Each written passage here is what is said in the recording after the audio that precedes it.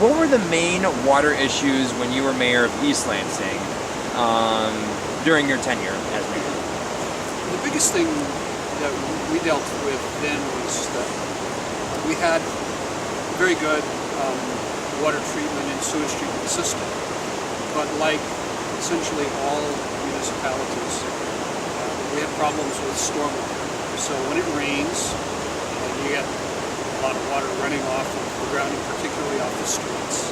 That would go into the storm sewers and then into the sewage treatment plant and overwhelm the ability of the plant to treat that much water. So plant didn't have enough capacity for what the storm demand, I guess you could say. And that resulted in periodic discharges of insufficiently treated sewage into the Red Cedar River. So does that have any correlation with the E. coli breakout back in the day? Yes. Oh, okay. Definitely. So what we did with a project that was largely finished while I was serving as mayor was really to build a large tunnel underneath Grand River and Michigan Avenues. We had one of those big boring machines that came in and drilled the tunnel. That's pretty sweet. That's pretty sweet. And the storm sewers were rearranged so that instead of that water mixing with the sanitary sewers early on, it flows into this big tunnel. And then it's pumped out of the tunnel at a more gradual pace into the sewage treatment plant and treated within the capacity of the plant. So basically you created, I don't want to say a reservoir, but more opportunity for the water to be stored, and then you guys are able to take care of it. That's right. Based on the capacity. And where is that again? It sits underneath Grand River Avenue and Michigan Avenue through downtown East Lansing. About how long is it? It's on the order of 2.5 miles. Wow. It's pretty long. It extends from pretty near Hagedorn Road on Grand River. Yep. To past Harrison on Michigan. So what was that? That was before I came to campus. Yeah. What was that project like? Did that disrupt a lot of ongoings, or was that something that just kind of happened? It was almost invisible. It was all done underground. How far underground is it? Roughly 20 feet. Okay. It varies by location around that. How long did it take to get all the way through it? Better part of 2 years. Is that done what it needed to do? It has. East Lansing almost never produces pollution of the red cedar, beyond the limits established in its permits and so on. And those are intended to be protected underground. So generally works really well. Great. Congratulations. Thanks. I had no idea. I was walking on top of that every day.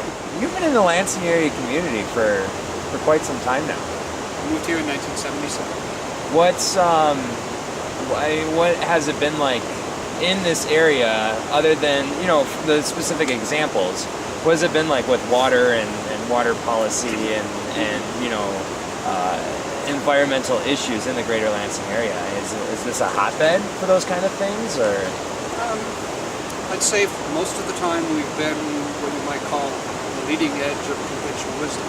Okay. Michigan State University is a strong research institution in matters related to water. And Michigan, for a long time, has had pretty progressive policies. But we haven't had as much of a challenge in this area as they have in some other places. So the very first applications of technology often have been elsewhere. But still, we've often... Elsewhere in Michigan, or just elsewhere in the country? Elsewhere in the world, even, just depending on the problem. Okay. But that said, we really have had some innovative people and good practices. The current Drain Commissioner, Pat Linden, did some really groundbreaking things in managing the drainage of water from agricultural and residential. Michigan has we're not a desert by any means. Yeah. We're relatively flat, so we have a challenge in that water can accumulate, flood, cause sort of wet ground, things like that. And so going back into the 1800s, every county had an office called the Drain Commissioner. Okay. And their job was to drain water from places where it wasn't wanted. They have ability to do projects and tax to do that. And what they usually did was to lay tiles underneath fields and dig streams deeper and make ditches and run the water out fast. A different approach, and started draining the water into ponds, small ponds that would retain it, let it gradually flow out.